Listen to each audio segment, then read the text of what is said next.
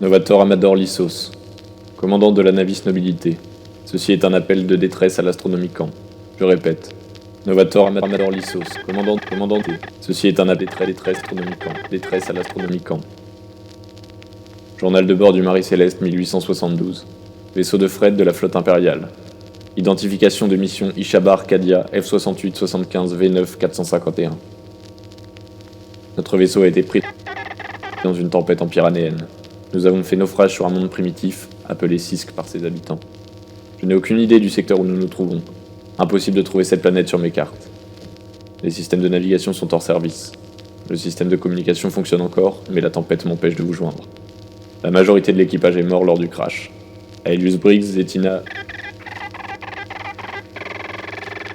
Lazare et Isaiah Selkirk étaient les seuls survivants. Il y a maintenant 70 années que nous nous sommes échoués ici. Le peuple de Sisk vivait dans l'ignorance de l'Empereur Dieu. Nous avons voué le reste de notre vie sur cette planète à apporter la foi à ces païens. Et je dois dire que je suis fier des œuvres de mes compagnons.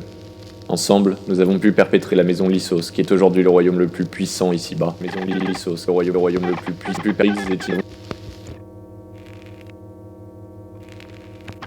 ici-bas, et qui maintiendra la flamme de la foi aussi longtemps qu'il le faudra, jusqu'à ce que sa lumière divine vienne éclairer à nouveau ce monde perdu. Nous avons évidemment tenu secret nos origines astrales, de peur d'être nous-mêmes adulés comme des dieux, ou chassés comme des démons. Nous sommes trop peu pour contrôler l'impact qu'une telle révélation pourrait avoir, et avons préféré laisser aux soins de l'Imperium de venir assurer l'ordre sur Sisk. J'arrive au terme de ma vie, et j'ai renoncé à revoir un jour l'Imperium. Si telle est la volonté de l'Empereur Dieu, j'espère avoir été à la hauteur de ce qu'il attendait de moi. Le vaisseau est enfoui sous terre, nous avons fait bâtir un temple au-dessus.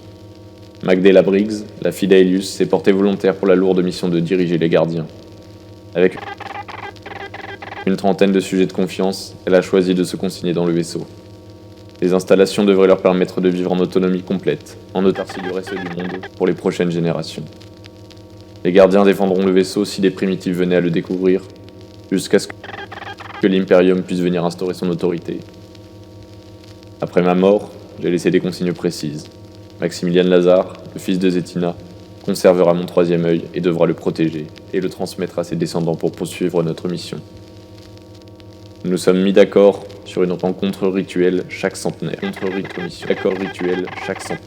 Entre les gardiens et les descendants de Zetina, afin de s'assurer de la pérennité du groupe en autarcie, et tenter d'envoyer un nouveau signal de détresse. Je n'ai aucune idée du temps qu'il faudra cette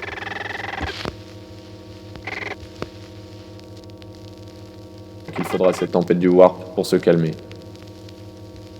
Nous avons fait du mieux que nous pouvions, et avons mis tous nos efforts pour apporter de la lumière sur ce monde.